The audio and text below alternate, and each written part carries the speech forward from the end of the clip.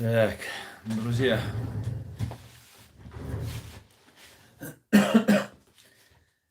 заходите к нам на огонек, как говорится.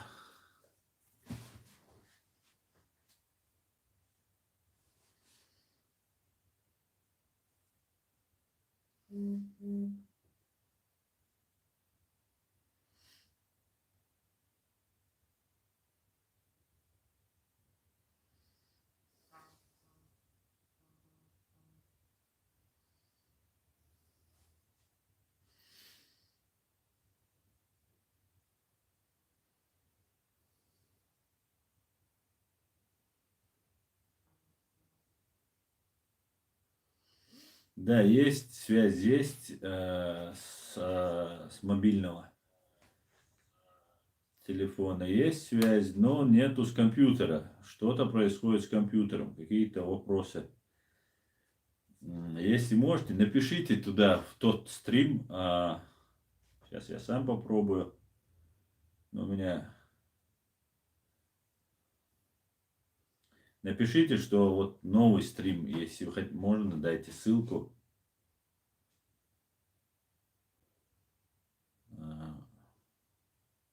Сейчас я сам напишу.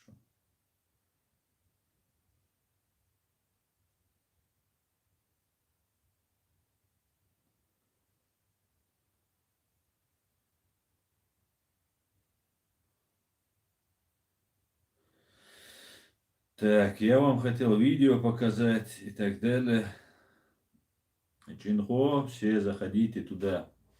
Я отключаю тогда этот стрим, так как возникли проблемы.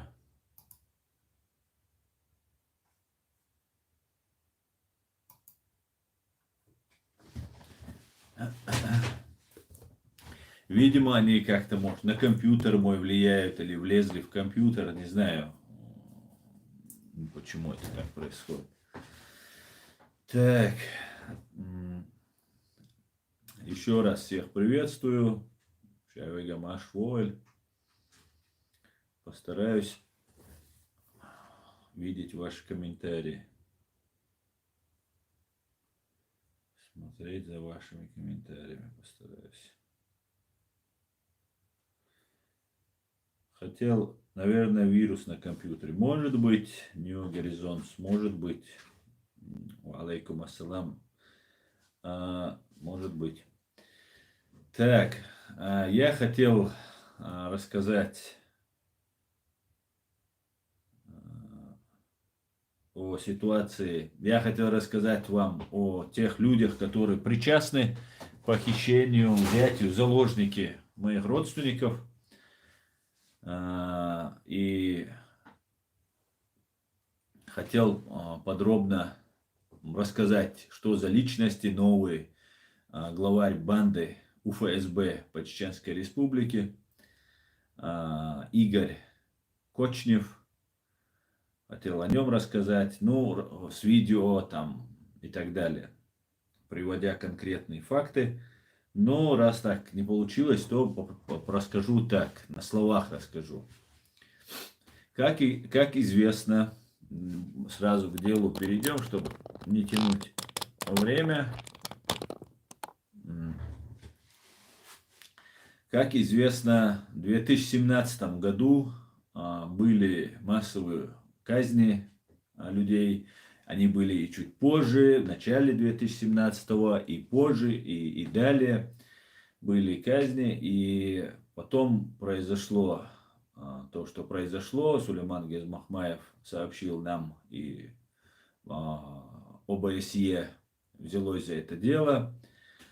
Запустили так называемый московский механизм. И тогдашний главарь банды УФСБ Игорь Хвостиков был переведен в 2020 году, был переведен в 2019 году, вернее, в 2020 году был переведен Игорь Хвостиков. Сейчас я буду смотреть. 2 апреля 2020 года начальником УФСБ России по Республике Татарстан стал Игорь Хвостиков. Это тот самый матерый убийца, который был переведен из временно оккупированной Чеченской Республики в Татарстан. Через год в Казани, как только туда перевели Игоря Хвостикова, произошла стрельба в школе, где погибли 9 человек в школе. Затем был назначен новый главарь банды УФСБ. Это тот самый Игорь, тоже Игорь, но Игорь Кочнев, который Игорь Владимирович Кочнев, который ранее был главарем УФСБ по городу Тюмени. Да, подтянутся. Многие не умеют пользоваться, леди, интернетом, компьютером. И не все могут ориентироваться. Нас иногда смотрят и взрослые люди. Поэтому можно будет потом записи посмотреть, кто хочет.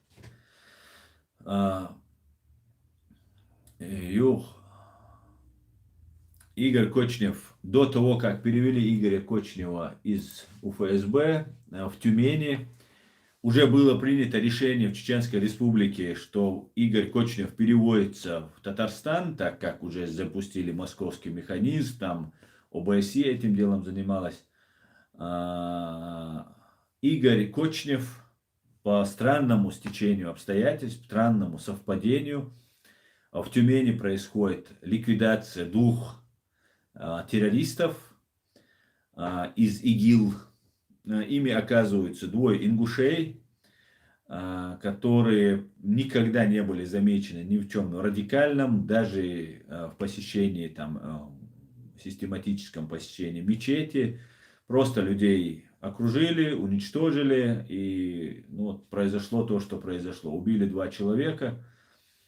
Я так полагаю, это были какие-то тренировки Игоря Кочнева, потому что он переводился в Чеченскую Республику. 12 апреля выложено видео на канале сегодня, где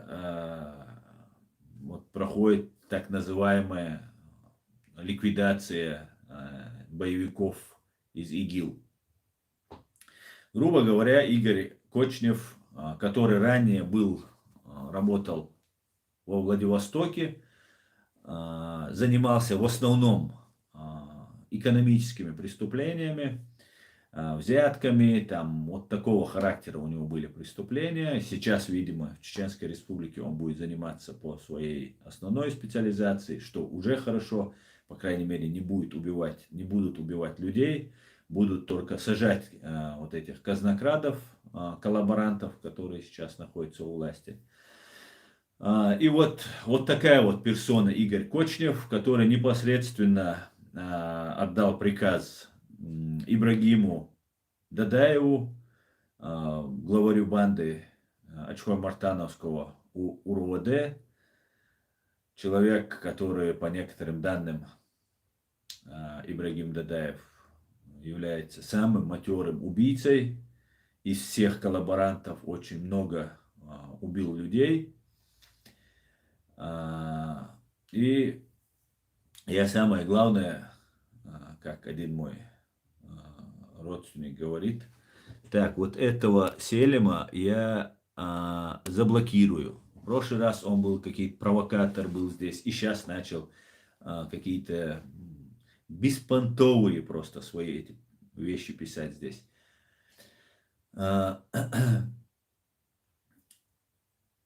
Мои родственники отпущены, я сообщаю об этом, я об этом узнал сегодня, недавно я узнал об этом. Не знаю, били их, пытали их, и что с ними произошло. Вот то, что я знаю, мои бывшие родственники, они отпущены, им грозят типа выслать их из республики.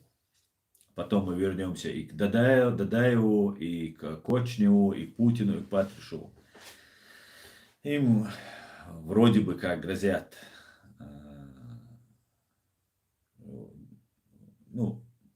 выселить всех моих родственников. Ну, по крайней мере, вот тех, которые задержали. А, Если ФСБ рассчитывает, что после того, как они их выселят, что я ими буду здесь заниматься, и таким способом ко мне хотят подослать людей, то тоже они ошибаются. Никого из своих родственников, особенно из тех, кого они задерживали, там, пытали и так далее, я никого к себе подпускать не буду. А, Вот такая вот ситуация. Больше никакой информации у меня нет. Есть информация, что их отпустили. Все, что я знаю. И еще раз Кочневу и всем остальным вот этим террористам и мерзавцам сообщаю, что если вы рассчитываете, что кого-то вы сюда отправите, и я их приму, и я буду подпускать к себе близко, никого я подпускать к себе близко не буду. Кого подпускать, я сам буду решать. И точно в списке этих людей, моих родственников, нет. Вот это так, чтобы вы знали. Потом, возвращаясь к Ибрагиму Дадаеву, Ибрагим Дадаев и Муса Дадаев, Муса Дадаев являлся раньше префектом Ачхой-Мартановского района. Я видел буквально недавно видео, где он там с Кадыровым встречался. Еще я подумал, значит, подключили братьев Дадаевых, и вот произошло то, что произошло. Видимо, будут заниматься конкретно моими родственниками, моими бывшими родственниками, так как больше никак они не могут на меня повлиять. Видимо, в Германии убивать они сейчас пока не могут в связи с такой обстановкой нехорошей. Пожизненные сроки дают ихним киллерам. Ну и Северный поток, может, нужен, ну и так далее. Нужно нам еще какую-то работу свою провести, не знаю я. Но вот взялись, раз дома взялись, значит, пока не могут меня здесь достать. Конечно, делают все, что могут. Я, конечно же, где только возможно, написал везде. И дальше буду.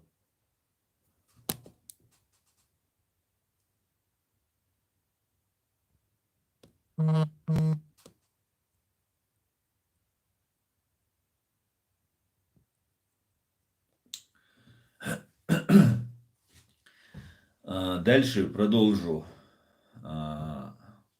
заниматься тем, чем я занимаюсь. Но вот такое вот сейчас дело.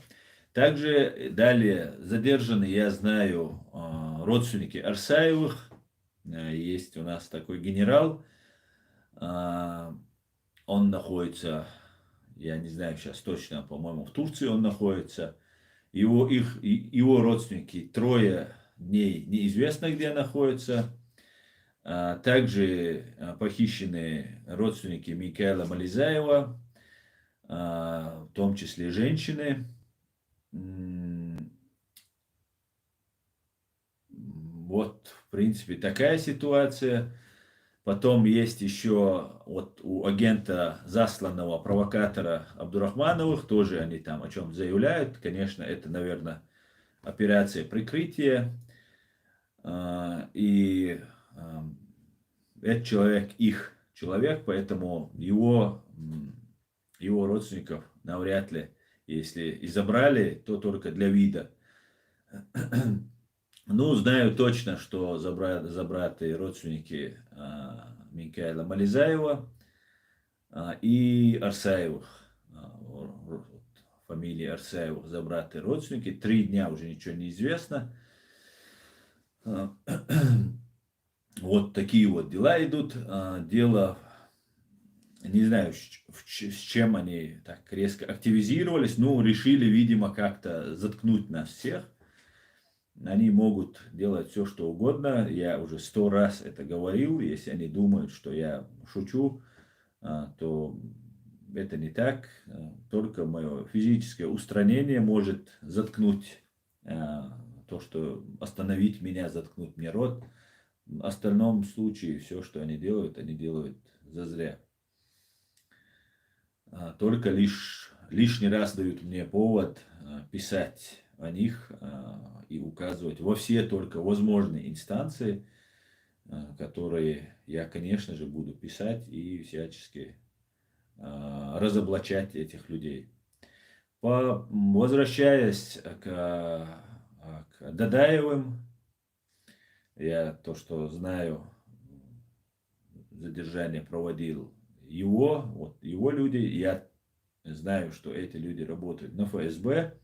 Кадырову они подчиняются как только вот постольку поскольку, так как Муса Дадаев, которого я тоже знал, и на самом деле очень хорошего был когда-то о нем мнение. Этот человек мне показался, ну, я в людях иногда ошибаюсь, конечно, но мне показалось, что это очень такой нормальный, искренний человек.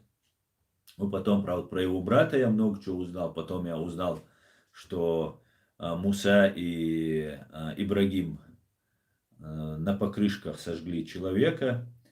Ну и много-много еще дел они там творили.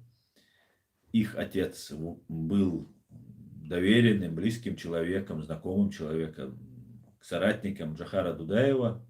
Его убили русские, убили его тело, он был командиром, его тело привязали к БТРу и таскали по населенному пункту. Ну вот такие вот товарищи и занимаются делами. То, что быстро отпустили моих родственников, я это связываю с тем, что я очень много написал заявлений.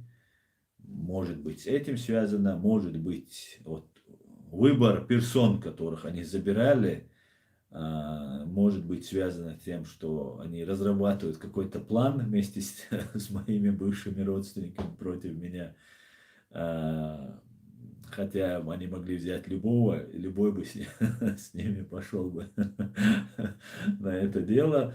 Но, не знаю, всех, ну не будем гадать, не будем сейчас всех обвинять в том, что мы не знаем. Ну вот такая вот ситуация. Пытали ли их или не пытали, я тоже не знаю своих родственников. И вот такая вот пока ситуация.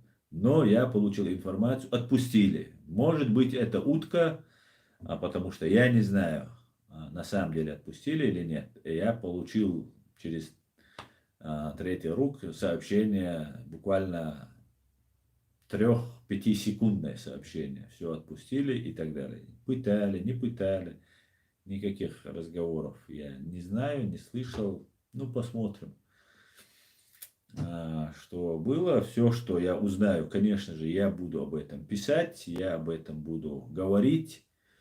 Также, если есть данные у Арсаева, у других, на самом деле, похищенных, а не вот этих имитаторов, я тоже об этом буду, конечно же, говорить, сообщать.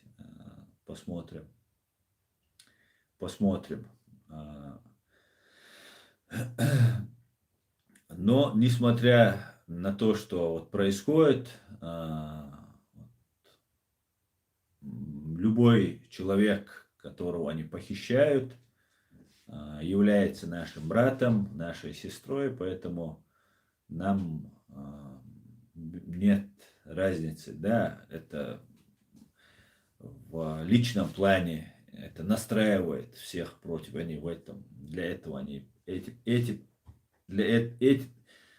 этим своим действием они преследуют эту цель, чтобы, чтобы все плохо там возненавидели там и так далее. Но мне абсолютно все равно, я уже много лет прожил в России, я никогда с ними уже много лет не поддерживал многими отношения. Только вот раз в год приезжал, как я говорил в прошлый раз, и посещал просто так, чтобы увидеться там, раз в год. Никаких таких вещей не было, поэтому ну вот такая вот ситуация. Далее посмотрим сейчас. Подождите, друзья.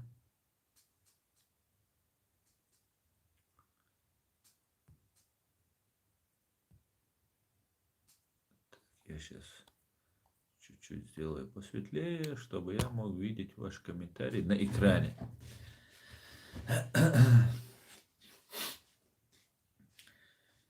Вот такая вот ситуация.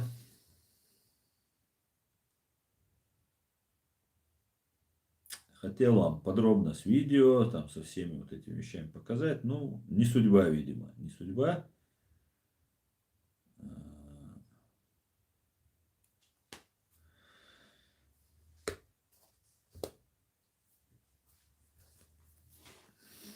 Что делает комиссар по пыткам при ООН? Не знаю, что делает комиссар по пыткам при ООН. Я не знаю, что делает ОБСЕ, московский механизм, который я написал и туда написал. Но я написал везде, куда только возможно было. Не потому, что мне хотел, ну, зависли мы, да? Пишите, если мы зависаем, друзья. Виснем?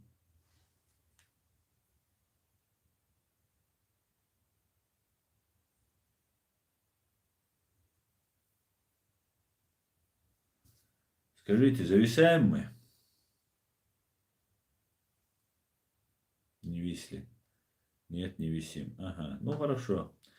Ну, в случае тогда, даже я вам сообщаю, в случае, если возникнут снова какие-нибудь проблемы, связанные вот с, с компьютером, то я буду выходить сразу же, переключаться и выходить через телефон. Может быть, я буду вот пользоваться вот таким способом, чтобы... Ну, конечно, я попробую предпринять какие-нибудь меры, чтобы с компьютера было, чтобы это было более качественно, более профессионально, чтобы я мог показывать видео и так далее, и так далее. Ну, посмотрим. Так.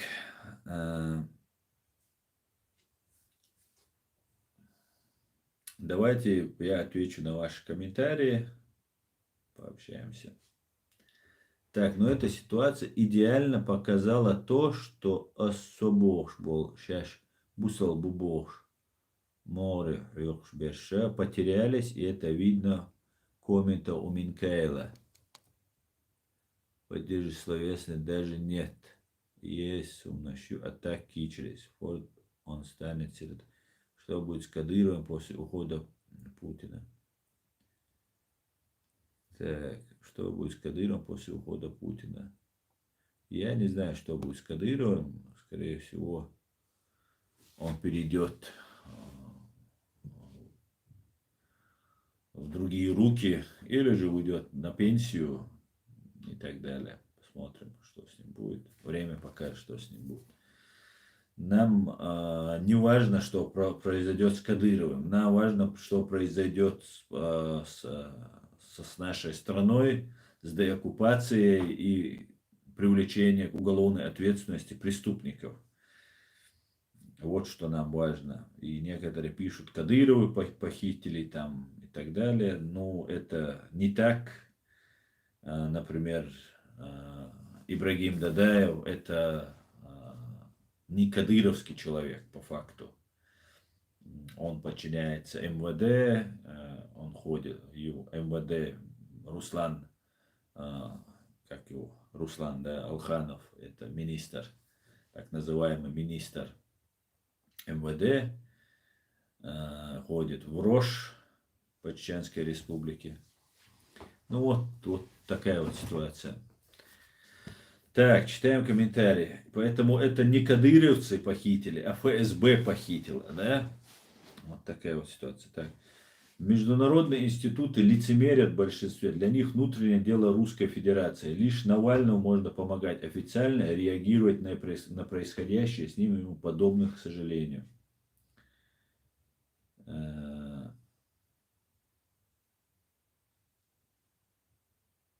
Просто предательство друзей, родственников бывает, к сожалению. Так.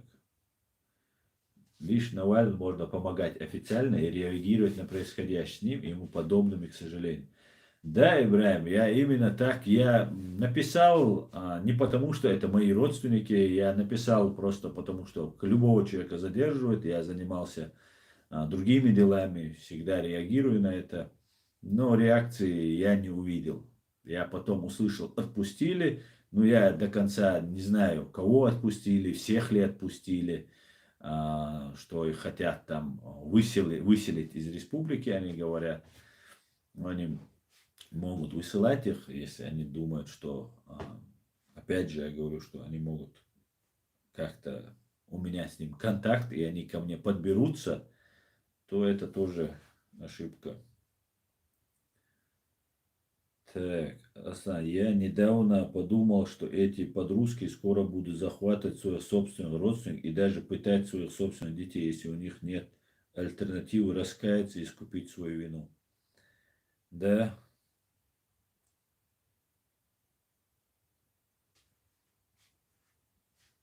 Сайфулла, хо иш цахафнаш дат эл волшу, дикнаш гунаш кастош вергуха уй аста. Сайфулла, я по-чеченски скажу, Сайфулла, وات حسن دعلتشن عشوقسو هو وات خايتا تسوحش عشول حقوقين تسوسو قيتو غير شو سو أبيسنيت دير شو سو مو قصد ديزي هذا ولا دواء إفير شوال دواء بيستخلو ويشي هم أولش ها إشتوي وشتو بيخ بح ما تيجي أدوكشو أس كديرة بحث بوخ أس فاز بيو بوخ كديرة تاكوك بيبت بوس تاكوك بيدات يوك سيستم يسي حد سقيتت هنا это и проблемы أنبيا شو أولي ما هم ديتقش يحتاجيش далечен причем дуй Сайфулла Аль-Тетилан сидите спрятавшись где-то в кустах и еще какие-то претензии Хоиштву, бог, а хомилута далечен ашул, дитясю. Хун майр бугар Сайфулла Астан. Бу сун джо майр бугар, сун бях бахка майр бугар. Шаш миш бухает баш бац. Мича духает баш бац. Бистхульш бац. Беш болга бац. Каддеш дац. Уау, шан кадирова, лиш бош. Век кадирова. Так, когда ты им говоришь, не говорите все время про Кадырова, как это делают вот эти агенты, которых сюда заслали, то получается, я заступаюсь за Кадырова, я адвокат Кадырова, меня хотят обвинить. Кадыров это только один из агентов, и он агент Путина, агент администрации, подчиняется Путину. А там огромное количество разных других людей. Веру, хун, сухун, бех, бог, шват, цанзем, ну, доузитер, дохун, вай, сигмалуа. Дела, Сосера мават, поцелуешь, сагат луш мават. Но халца доузитер дуэ сигмалуа багара, цаца дойны гамел деш санхитсуна. Сюэца цаволса, хо ишчо она вала, меч Аллаха, хо вала, гаск шалат, гаск шандитис. Сун мавозит ла, хо волч ат ила. Хо кивозит тал, хо валари, уже возит те ханти ая лаун. خنت قوچر يبتسا بوش دوي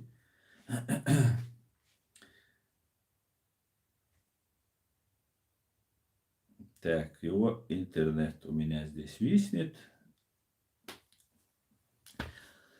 Ладно, буду читать отсюда.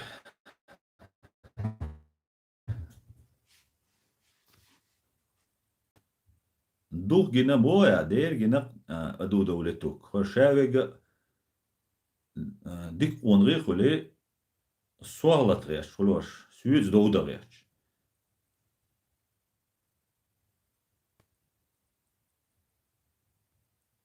Русские русские и Россия заложили бомбу медленного действия между Чечней и Ингушетией.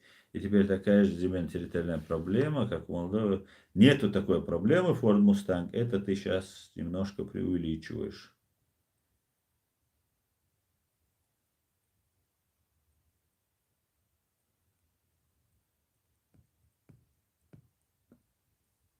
Ассаламу алейкум из солнечной Болгарии. Ва алейкум ассалам. Путин, burn in hell, Путин, burn in hell.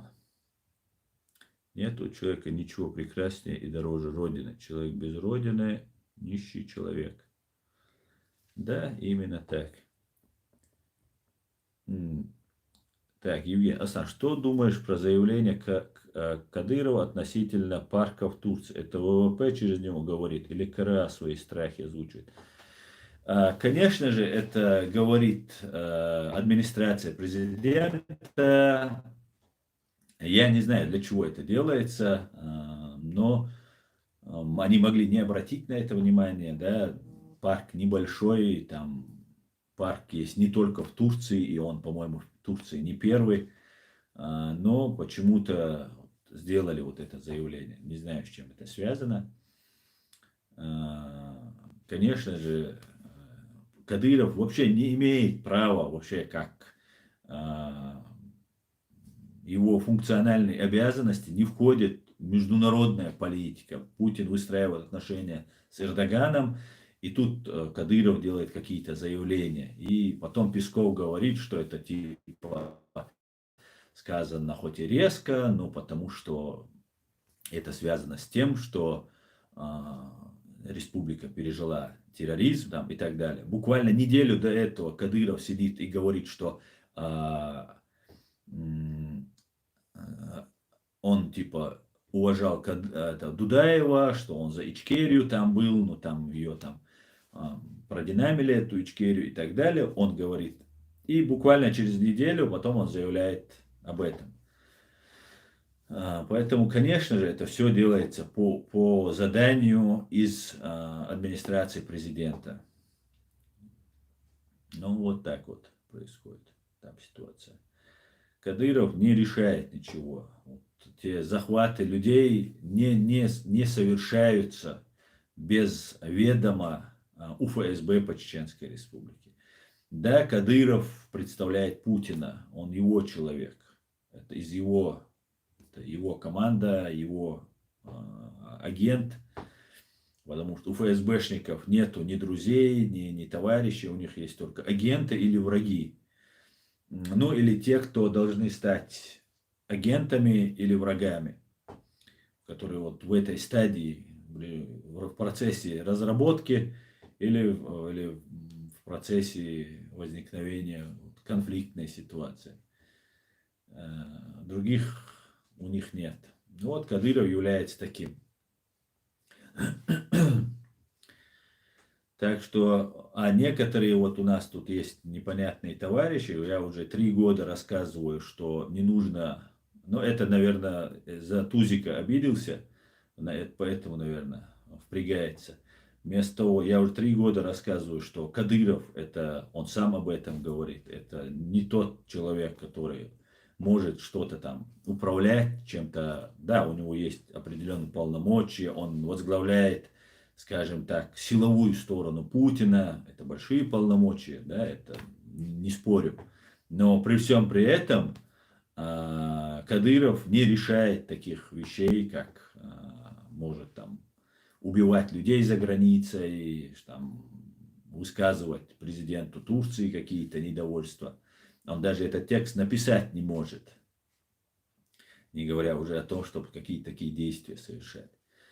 Ну и вот люди не понимают и говорят, что я пытаюсь Кадырова защитить. Это чисто вот эта тузиковская тема, что я адвокат Кадырова. Они вот эти 3 года про меня рассказывают ложь, обман, что я являюсь засланным, что я являюсь агентом Кадырова, адвокатом и так далее, и так далее.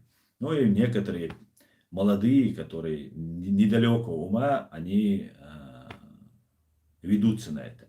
Я предлагаю таким людям, вместо того, чтобы прятаться, сидеть под такими мощными никами Сейфулла, меч Аллаха, там, меч Господа и так далее, выйти и что-то сделать. Здесь воевать не надо, меч здесь не нужен. Здесь нужно что-нибудь сделать, митинг сделать, написать заявление, какую-нибудь акцию провести, флешмоб сделать, там, я не знаю, с парашютом спрыгнуть там, с ичкерийским флагом, не знаю, писать на стенах, какие-нибудь, я не призываю писать на стены, ну что-нибудь такое сделать. Ничего не делают, сидят и вот с большими бородами, поглаживая бороды. Зелимхана Хангашвили убили. Не было ни одного бородача, я не видел там. Зелимхан Хангашвили был настоящий, самый настоящий защитник мусульман, защитник чеченцев и так далее. Так, почему я не вижу комментарии? Друзья, напишите комментарий, если можно, какой-нибудь. Ну вот этих людей я не вижу здесь. Эти люди только вот сейфуллахи они здесь. И все, что они могут. А по факту, как поскребешь их, и там выясняется, что не такие же они и мечи, оказываются. Так, друзья, завис у нас. Почему я не вижу... не завис.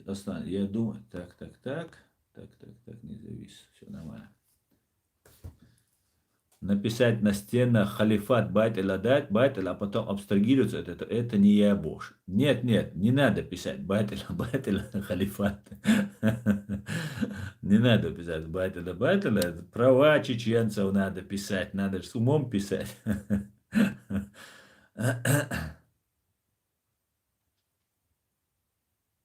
Аса, если ты не хочешь отвечать, то, пожалуйста, говори это.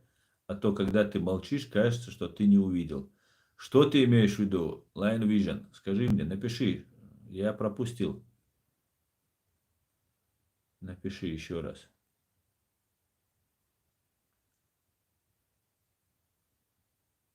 Аслан массу ауби ашбухум бола даже доказать. Да.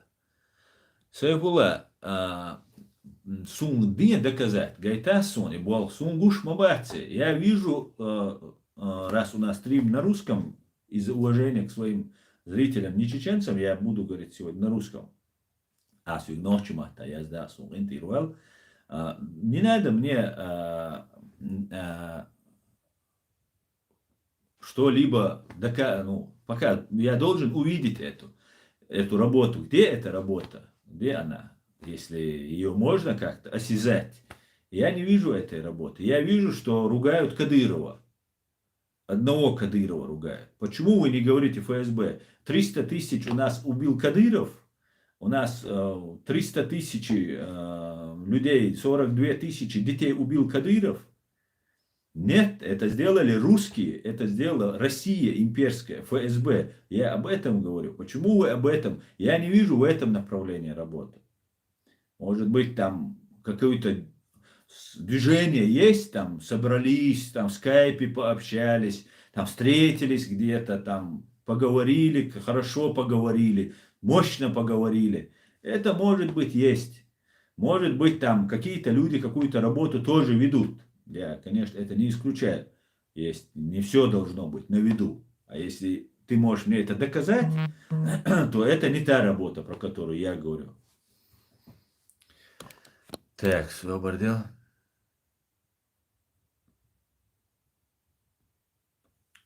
Поэтому все остальное Путин нас уничтожил, а другие пешки туда-сюда. Вот именно об этом я тебе и говорю, Сайфулла. Какие тогда ты мне претензии предъявляешь?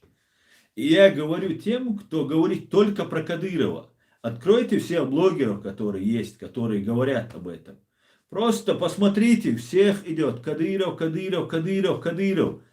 Ой, шейна яхцагит, цунаган яхцагит, шуна цунхоуштал, шуна цагоэ. Вы не видите, что это такое?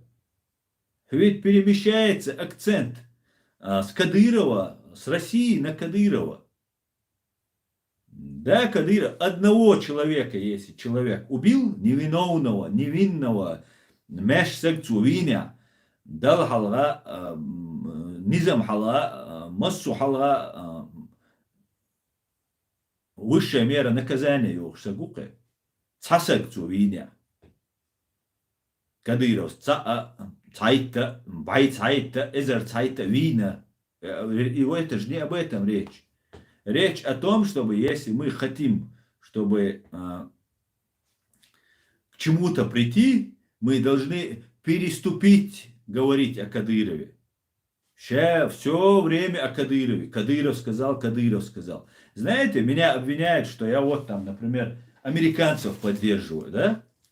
Там, например, да, я прошу помощи у американцев. И за мной не стоит Америка, за мной не стоят ООН, там какие-нибудь там супер спецслужбы. Но при всем при этом я знаю, что тут на Западе, и в том числе в Америке, хотели бы сохранить режим в России, систему вот эту КГБшную. Потому что одна часть, в том числе Навальный часть, вы видели выступление дочери Навального, которая выступала? Она сказала, что в ФСБ внутри есть отдел, который вот совершает вот эти ужасные преступления. А вот я с этим не согласен, я говорю. Все ФСБ является террористической организацией. С момента его основания, я говорю. Вот логика тогда должна быть то, что я делаю. Если я за американцев, как меня обвиняют, или я за Кадырова, то почему я так делаю? Я же сам себе вредно ношу. А вот дело в том, что я за справедливость, за правду. Я за то, чтобы террористическая организация ФСБ была признана террористической организацией. Будет она или признана, или нет, это другой вопрос. Но то, что я обозначаю причину всех бед, вот это совсем другое.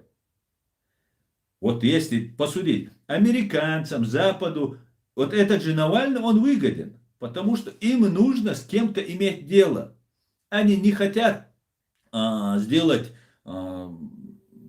цивилизованное, я не знаю, хотели бы они, не против были бы, но они не готовы русских перевоспитывать. Понимаете? Они не готовы из русских делать американцев. Потому что не нужно это американцам. Как чеченцам тоже не нужно делать из русских чеченцев и так далее. Они готовы общаться с той силой, которая имеется. И вот, а я говорю, американцы, они вас обманут. Вот вы мне не верите, говорите, что верите Навальному, там приглашаете, какие-то там сахаровские премии ему даете. Я говорю, они вас обманут, как обманули в 91 году, что вся ФСБ должна быть полностью люстрирована и объявлена террористической организацией. И пускай меня кто-нибудь опровергнет. Да, сейчас, когда Путин уже и внутри надоел, может быть, и даже, может быть, они договорятся, скажут Путин, сложи полномочия, ну уже все, Россия, крах там. Они же когда-то поменяли свой коммунистический строй, который 70 лет писали, тома, миллионы томов они там написали, трудов разных людей. Им поменяли без проблем. Свои идеалы они выкинули к чертовой матери. Вот о чем я говорю, о чем я хочу донести до людей. А есть люди среди чеченцев, их очень много, которые выступают в качестве блогеров, и они говорят все время о Кадырове. Эти люди устраивают русских, им это очень нравится, эти люди устраивают Запад, эти люди устраивают всех. Только они чеченский народ не устраивают.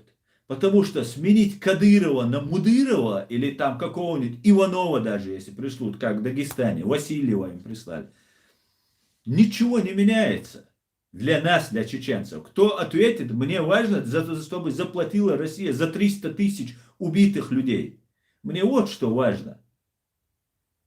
Для меня это основа основ того, что я делаю, подставляя своих родственников, в том числе здесь, которые есть. Да? И кто-то начинает говорить, нет там, а знаете, что делают чеченцы, которые выступают против Кадырова? Они не за 300 тысяч возместить, восстановить справедливость. Они за то, чтобы награбить награбленное, забрать у Кадырова это и получить себе. И договориться с русскими, с другими русскими, с русскими, которыми договаривается Запад, строиться туда и сказать, смотрите, мы же хорошие, мы против Кадырова, мы согласны. Да, это в какой-то степени выгодно Кадырову. Я это понимаю. В какой-то степени. Но я его никогда не оправдываю, его преступления никогда не скрывал. Никогда я ни одного его преступления не оставил без внимания, которое я увидел и которое было актуально на тот момент, когда я об этом говорил. Вот о чем речь. Меня интересует не весь мир, не Кавказ. Меня интересует Чеченская республика Ичкерия и ее народ, который пережил геноцид. Все. Это моя причина. У американцев своя, у немцев своя, у турков своя, а у меня моя. И так должны думать чеченцы. Я так понимаю, что должны чеченцы думать о чеченских интересах. Наши интересы должны быть. Кто убил 300 тысяч чеченцев? Русские, не Кадыров. Кадыров исполняет их, он только инструмент в их руках. Вот о чем я говорю.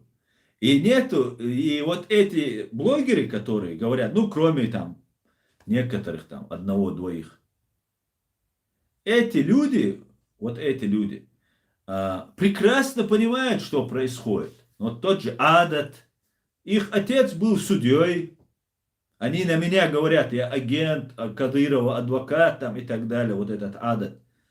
Их отец был федеральным судьей. Это такие же ФСБшники. Любого федерального судью, или верховный судья, извиняюсь, верховный судья Чеченской республики был. Я работал адвокатом, я знаю, что это за люди, эти судьи. Wallah билла, знаю, дух диком. Там человечного ничего нет. Вот работа, приказ, телефонное право. ФСБ позвонил, он выполнил. Вот эти люди сейчас их принимают в ПАСЕ, там, ну, вокруг там они ошиваются. Вот эти люди, они заинтересованы, чтобы вернуться на свою вот эту хлебную должность. Вот это Тумсо, который тоже часто уже его рейтинг пошел вниз, потому что на подлете мы выстрелили. Этот человек все время говорит, где он занимался? Он прослушками занимался. Прослушками наших партизан. И любой человек, который его признает, или он полезный товарищ, или он такой же, как он. У меня другого нет объяснения любому действию, которое вот он собрал. Ну, сейчас пошел на спад. Появился сейчас другой в Турции где-то там, я не знаю, где он. Тоже все время Кадыров. Я говорю просто, говорите не все время о Кадырове. Я понимаю, вы недовольны, вас там, может, кого-то убили родственника и так далее.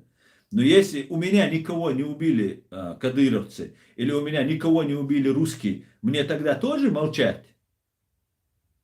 Но у меня никого не убили русские. У меня никого не убило ФСБ. Ну а что мне теперь делать? Молчать про них тоже, что ли? Говорить только про Кадырова. Вот о чем я хочу донести.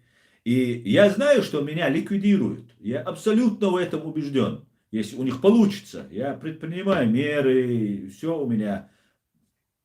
Ну, убивают президентов, я знаю. Но я являюсь целью номер один для ликвидации. Это я прекрасно понимаю. И я знаю, что эти видео, что люди есть уже, которые задумались о том, что я говорю. Мне важно, чтобы вот этот огонек, он дальше пошел. Даже если я не смогу увидеть конца этой своей деятельности. И все. Любой человек, который не делает то, что я делаю, то, что я говорю, этот человек, он не в интересах чеченцев выступает. Я математик сам по себе, хоть и был юристом. И у меня всегда есть, я прекрасно вижу картину всего. И быстро, да, у меня есть много чего я не знаю, потому что я вообще не был посвящен в политику. Я вообще не собирался этим заниматься. Я вообще юрист, я правозащитник по складу ума, там, может, я математик. Я приехал сюда, чтобы рядом стать с нашими людьми, там, кто там у нас был. Я не знал, кому я еду, но кому-нибудь я примкну и стану полезным. Я не нашел никого, кому стать полезным, рядом стать. Я попробовал стать рядом, но мне сказали, давай работай на русских. Все, я после этого со всеми закрылся. Перестал просто со всеми поддерживать, кроме тех, кого я проверил. Время показало. Вот и все. И цапитал, да, тишу. Если мне там договаривают, там какие-то там разговоры ведутся, если вы считаете, что есть какая-то нарушенная логика в том, что я говорю, логическая цепочка, приведите мне пример. Скажите, что Кадыров является независимой фигурой, он может восстать против Путина, восстать против ФСБ, Игоря Хвостикова. Почему вы думаете, когда разоблачили массовые убийства в Чеченской Республике в 2017 году, почему Игоря Хвостикова перевели в Татарстан? Вот как вы думаете, почему? Я не знаю, может кто-нибудь написать мне ответ, ну, кроме того, что я говорил, противно от того, что я говорил. Вы можете? Не можете. Потому что все убийства совершает ФСБ в Чеченской Республике. Задержание всех этих людей то же самое делает. Задержание этих людей, Арсаевых, моих там бывших и остальных, это тоже все делает ФСБ. Вот поэтому я у себя на превью поставил Кочнева, как его, Кочнева, Путина и Патрушева. Вот кто главный враг. Возразите, если это не так.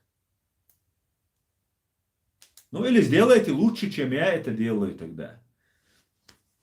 Я делаю, как я могу, что могу. Денег не зарабатываю, прибыли никакой не имею, донаты не получаю. 200 евро я получал вместе с донатами, которые мне посылали в самом начале, когда я это начал. Но когда я начал говорить про ФСБ, про это, мой канал, я даже ролик, я даже интернет, я даже стрим провести не могу. Мой канал атакуется, мой компьютер атакуется. Почему у других этого не происходит? Я не знаю, почему не происходит. Вы не знаете, почему? Если кто знает, подскажите. А на что ты кушаешь? Это уже не твое дело, на что я кушаю.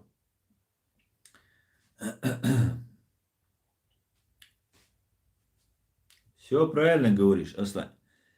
Ихние демократы во главе с Ельциным начали геноцид Чечни, потом привел Пыню к власти. И дальше они продолжали свою черную сатанинскую работу в отношении чеченского народа.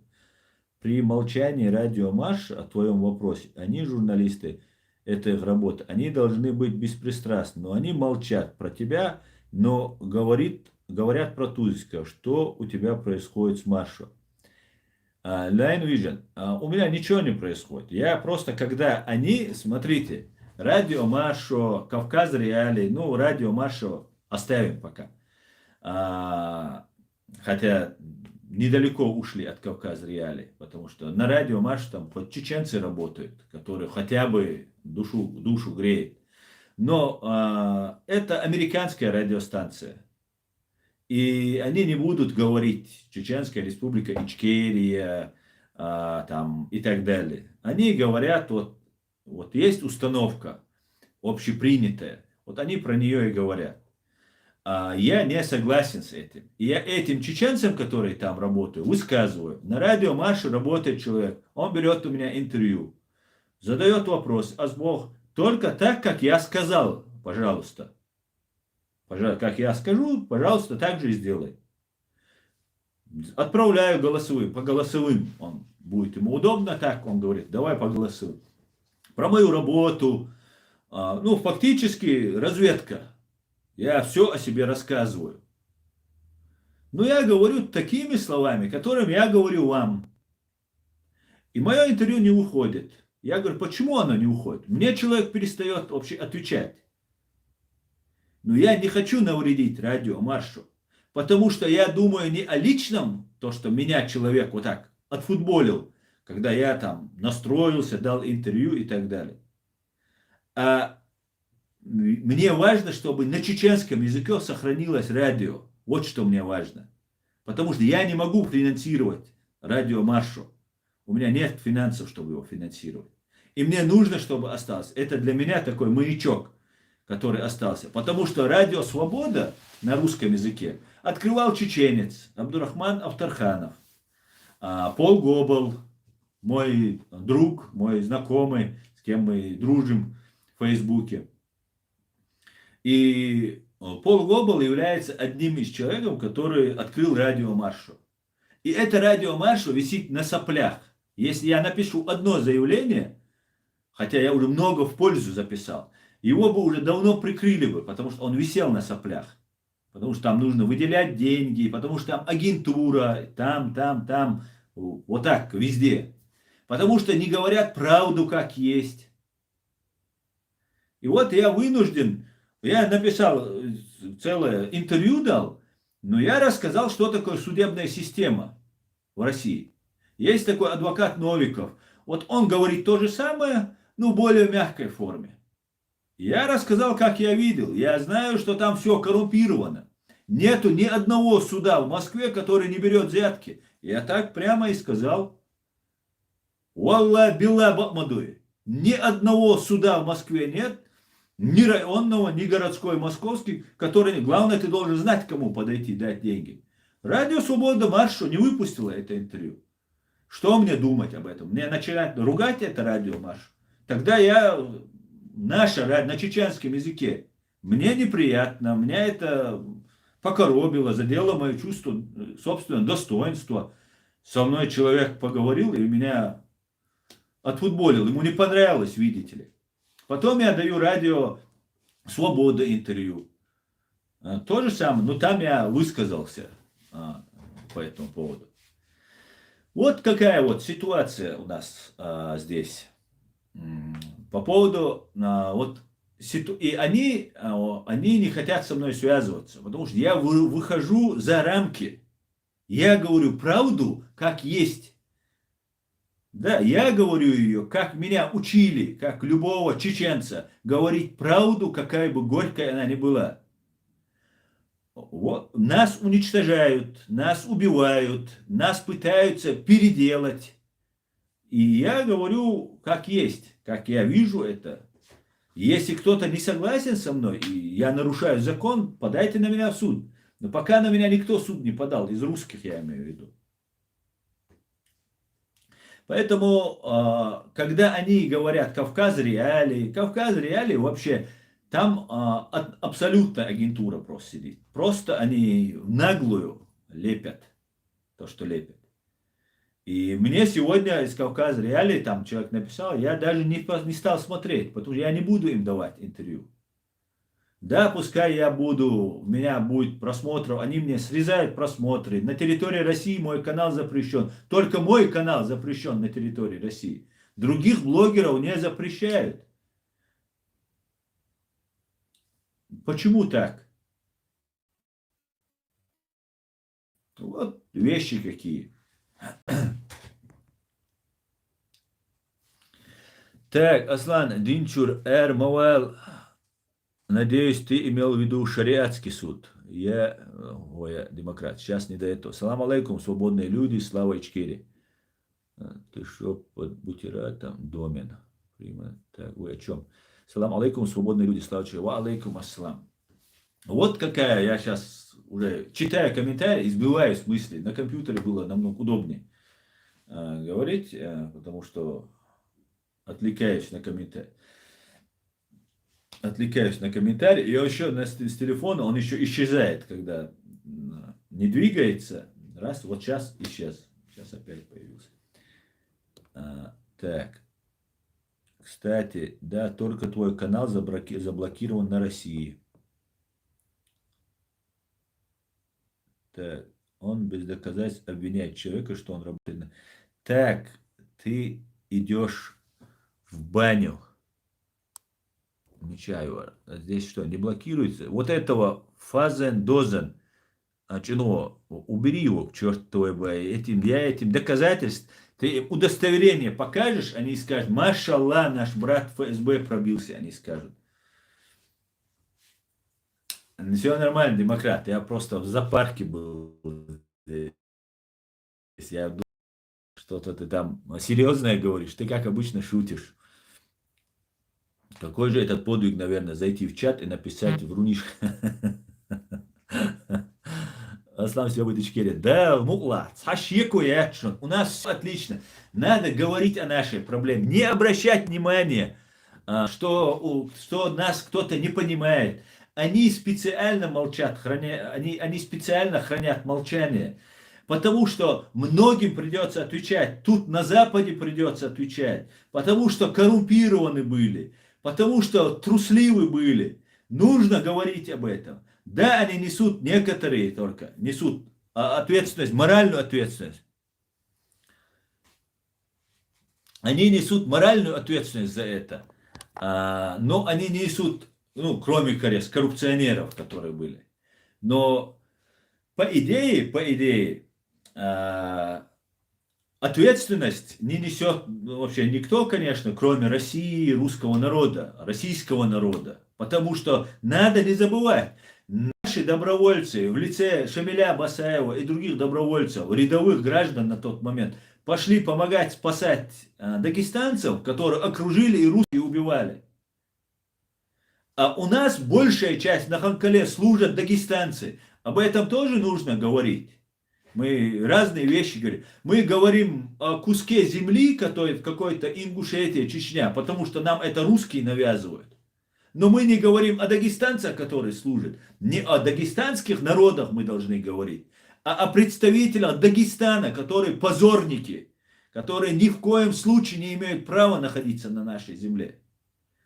Потому что им позор находиться, на 7 поколений им позор, который приходит. Основная часть. Вот сейчас я смотрю дело Али Бакаева. 6 человек убили, 6 парней убили. Просто так, это тот период, когда Игорь Хвостиков орудовал у нас в нашей стране. И 6 погибших оккупантов. Вот из 6 погибших татарин, кабардинец или балкарец, кабардино-балкарец, нальчика, это менты, которые, ну, эти росгвардейцы, дагестанец, 2 человека из Казахстана. Мы когда-нибудь слышали, что вот казахи говорили, возмущались, почему вы едете воевать? Никогда не слышали. Никогда мы от казахов не слышали. У меня есть друзья, мы здесь общаемся, там, очень хорошо относимся к казахам в целом. Но эти люди из Казахстана приезжают. Вы знаете, что с Украины приезжали? Вы знаете, что Юрий Буданов был из Донецка? Вы видели видео в Первую войну? Задержанные там или убитые, не помню. Задержанные, пленные. С Киева один. Один оттуда-то прямо он зачитывает, смотрит. Ты откуда? С Киева. В Первую войну Украина независимая была. Мы говорим про Сашку Белого, нам рассказывают там про Кадырова, там, про Мудырова, про них рассказывают. Это тоже нужно говорить. Да, сейчас не место украинцам это предъявлять, но настанет время, это тоже нужно сказать. И этих людей Украина должна будет нам выдавать. Ведь сколько Украина выдала наших бойцов, наших партизан выдала. Это все было. И это должны говорить. Да, Лиана Сирота. Буданов из Украины, из Донецка. Это Буданов оттуда. Сколько Украина выдала? Мы их грузинам предъявляем. Ну, правда, кавказцы у нас там соседи там, и так далее. И обидно, когда кавказцу это делает. Но мы, чеченцы, не отдавали, как Саакашвили, наших бойцов, грузинских бойцов, России, еще кому-нибудь. Ну и Украина отдавала, и Европа отдавала. Üşedik diyiz. Üşedik diyiz. Ичкерия, Сакартуэла, Украина, что будет? Хамч о историк, хил нис навах цауш. Мегер дута ходелай. Нис наво.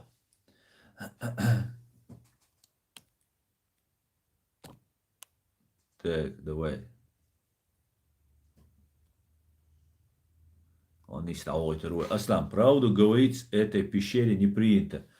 С пеленок лаптиноги учат врать. Через неделю им постучится в дверь Дед Мороз и Снегурочка на оленей упряжке из Лапландии. Да? Никакой казах не был в войне. Это русские, как сейчас, едут на Донбасс. Да, это русские, это не казахстан. Я говорю о гражданине Казахстана. Не будем отрицать, что и казахи тоже принимали участие, правильно? Не может быть не этнические казахи с Казахстана, но с России Казахстан принимали. А вот убитых по делу нападения, на так называемое нападение на Росгвардию, там 2 гражданина Казахстана. Да, они русские по фамилии, по написанию. Хотя, может быть, там и не все, надо посмотреть. Там, по-моему, одна фамилия, имя русское, по-моему, но фамилия, по-моему, казахская была. Или похожая на казахское. Неважно, я не обвиняю казахов. Я говорю о том, что об этом нужно говорить. И нужно четко дать понять, что у нас есть свои интересы. Ни казахи, ни украинцы, никто о нас не беспокоился, когда шел геноцид над нами. Никто не проводил митингов, никто не давал нам площадку для выступления, никто не признавал Чеченскую республику Ичкерия, когда у нас был президент Масхадов или когда был президент Дудаев. Это тоже факты, которые не красят никого. Нас оставили 1 на 1 с этим медведем. Зайти в клетку, как говорил Дудаев, и оставили с ним. И это правда. И это правда.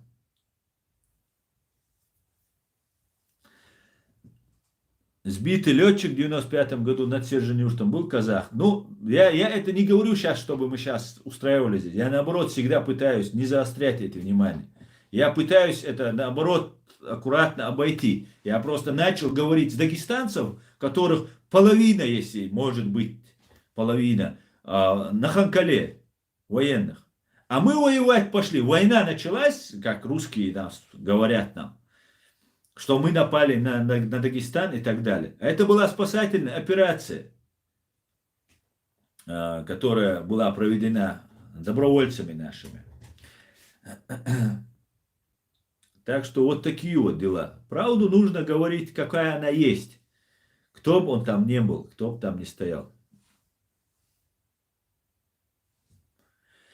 Аслан, сделай видеоролик абсолютно всех преступлений российской в Чечении за годы войны со всеми субтитрами, чтобы все знали, как о преступлении СССР, Голодомор СССР, Голодомор Украины, Дитя степи, Dark Mist.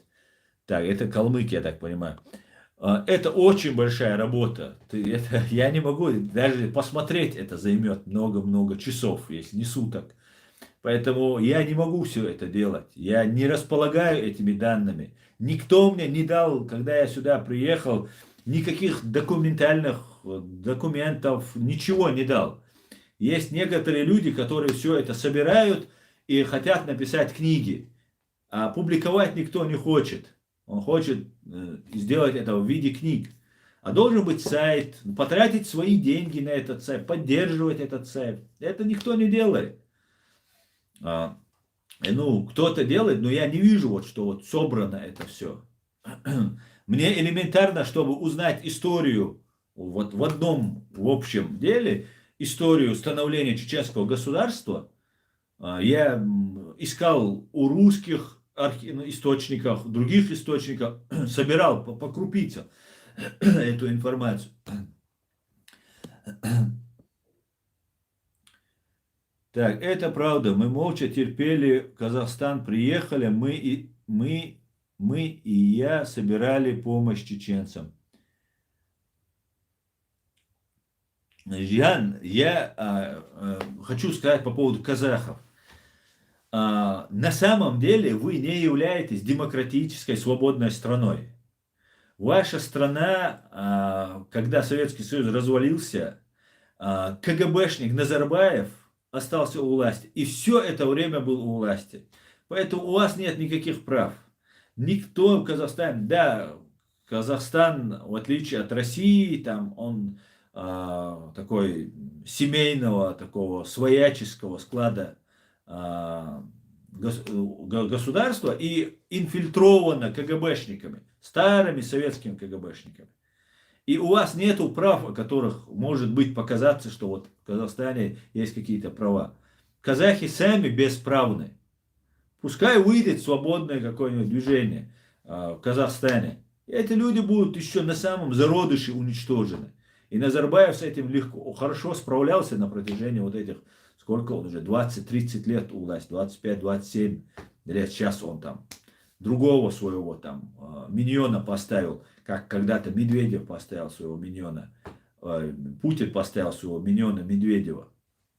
Поэтому я все прекрасно понимаю. Лично к казахам нет. Лично к той ситуации, которая была в 44-м, там живут наши чеченцы. Вообще вопросов нет. Не было никогда. Как к казахам, как к нации. Просто я и дагестанцам нет никакой претензии. Наоборот, я каждый раз подчеркиваю, что ни в коем случае ни с дагестанцами, ни с ингушами. Я с карачаевцами, вот здесь мне один на ровном месте, просто по заказу, без сомнения, просто один. Не хочу его сейчас оскорблять, хотя следовало бы. Я за весь карачаевский народ и всем другим народам на всякий случай извиняюсь. Потому что народы вообще не касается к этому. Но есть власть, которая находится у власти, у руководства. Как-то так. Мы от Назарбаева есть народ. Мы да без права, но никто не отменяет человеческое достоинство. Это правда. Это правда.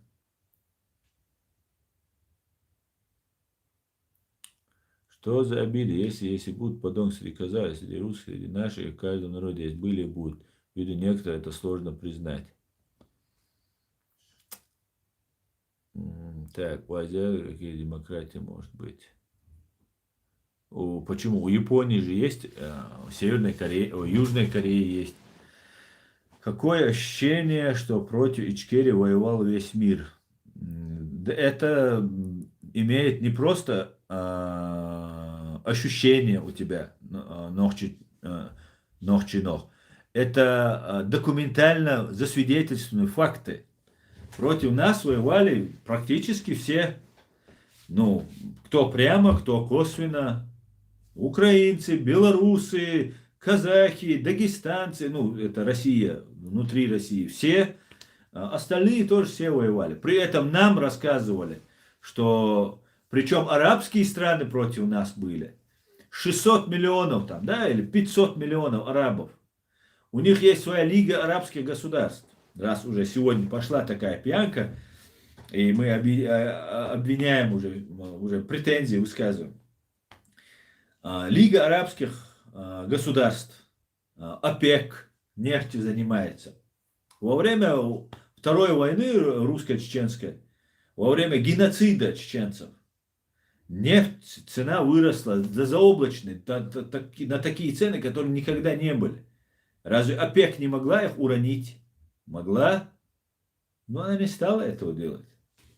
А ОПЕК в основном арабы там заседают. Так, Палестина была против Ичкерии. Палестина это вообще террористическое образование. Вообще лезть к этой Палестине не имеет никакого смысла. Палестиной всегда управляли КГБшники.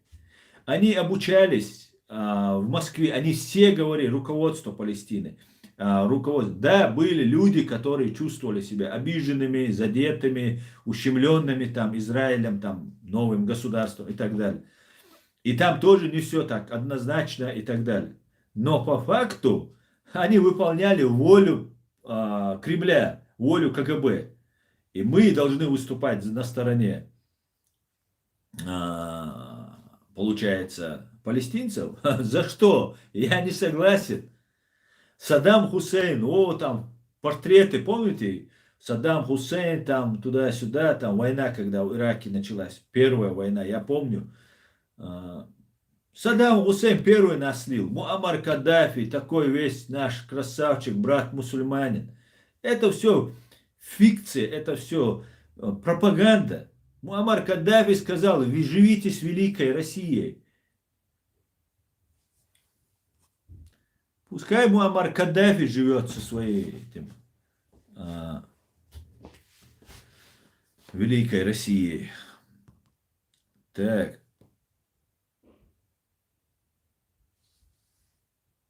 Ну вот, налетели к нам вот эти боты. Где наши эти? Мышбошвай.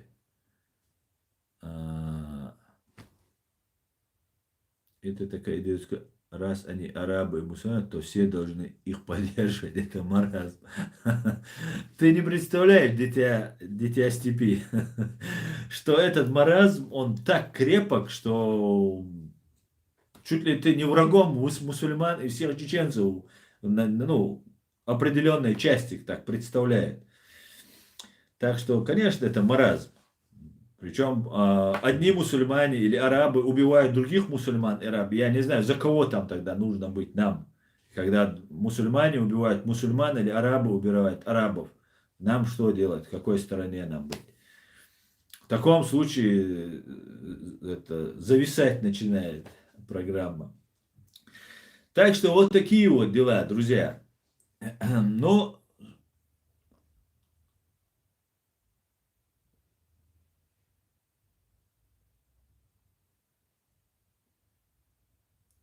халифатчики налетели.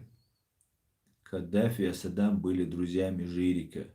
Они были созданы по образу и подобию, вот эта партия Баас, они были созданы чисто по КГБшным лекалам.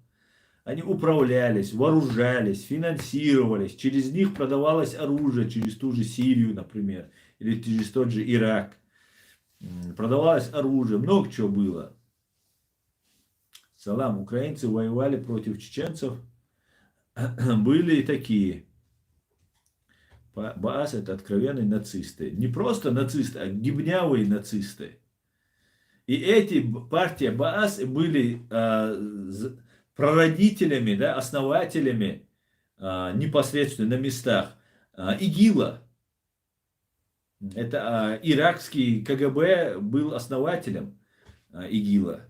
И у них все контакты с КГБ и так далее. Это все известные факты.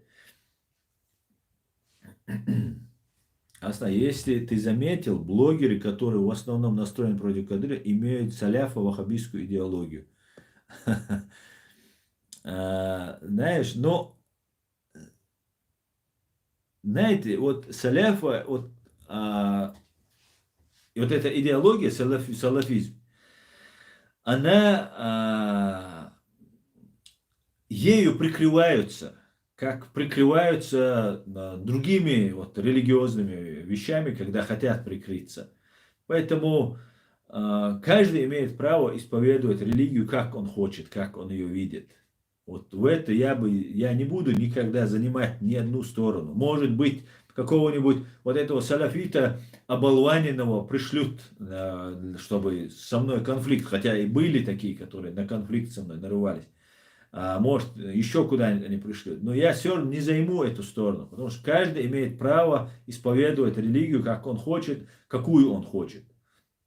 Главное, чтобы они не лезли, чтобы государство было отделено от религии. Вот это главное. Ну, они лезут, конечно, вот это является проблемой. Так что вот такие вот дела. Так, друзья, у меня уже глаза болят все это читать.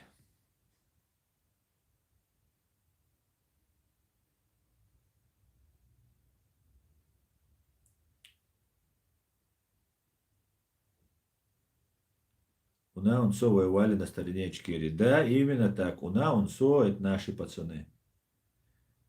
Палестинцев не сломали и не смогут сломать. Где эти палестинцы, которых не сломали? Я что-то не вижу их. которых не сломанных. Иди освобождай, пока мы освобождаем Ичкерию. Так, как найти? Так, это не мне. Аслан, теперь я тебя слышу, только не отделяй, брат.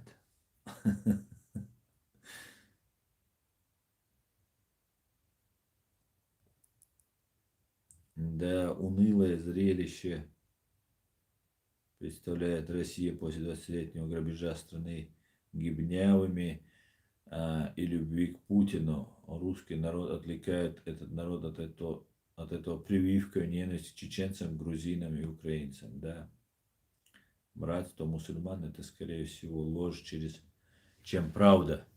По всему миру миллиард мусульман, и им плевать было на нас. Из-за этих геноцид молча сотрудничает с Путиным. Да, я знаете еще чему удивлялся? Когда столько миллионов арабов на земле, и мы сражались с Россией, и да, нам помогали мир, простые граждане, там, кто $50, кто $20, там, собирали $100, люди было, в мечетях собирали пожертвования, было такое. Но когда они говорили, ох, они великие, эти чеченцы, мне было стыдно за них, что они так говорят. Их так много, у них есть вооружение, у них все есть, и они говорят, что мы великие. Почему самим не попробовать быть великими? И нам рассказывают, вот нам до нас докоснуться хотели эти арабы там и так далее. Что вот чеченец там докоснуться там туда-сюда. Да, это приятно там и так далее. Но почему самим не стать такими великими? Почему бы не сразиться с великой Россией, арабам, за нас, ну хотя бы за себя. В Сирии, те же арабы, что сделали с ними? Там у них режимы тогда, это не об этом сегодня речь. Сейчас мы опять уходим. Так, наш пророк, саллаллаху алейхи вассалям, категорически запрещал насильно навязывать ислам. Даже во время войны некоторые чеченцы воевали не в Ичкерии, а за Талибан в Афганистане с американцами. Да, такое тоже, видимо, было, не знаю точно. Так. Друзья, на этом я свой стрим закончу.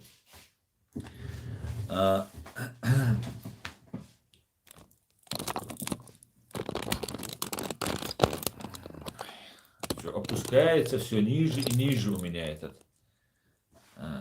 Вот. Я все ниже и ниже и опускаю голову. Так что давайте, на этом наш стрим заканчивается. В следующий раз, в воскресенье, да, Аль-Му'ла на чеченском языке, выйдем и поговорим. Всего самого хорошего. Спасибо, что смотрите. Спасибо, что поддерживаете. Сегодня я был немножко взвинчен в связи с некоторыми моментами. Поэтому, может быть, сегодня был эмоционально. Всем досталось сегодня. Но, поверьте, это не со зла. Всего самого хорошего. Спасибо, что смотрите. Спасибо, что поддерживаете. Все будет Ичкерия. Ассаламу алейкум. Адикюаль, маш, спокойной ночи.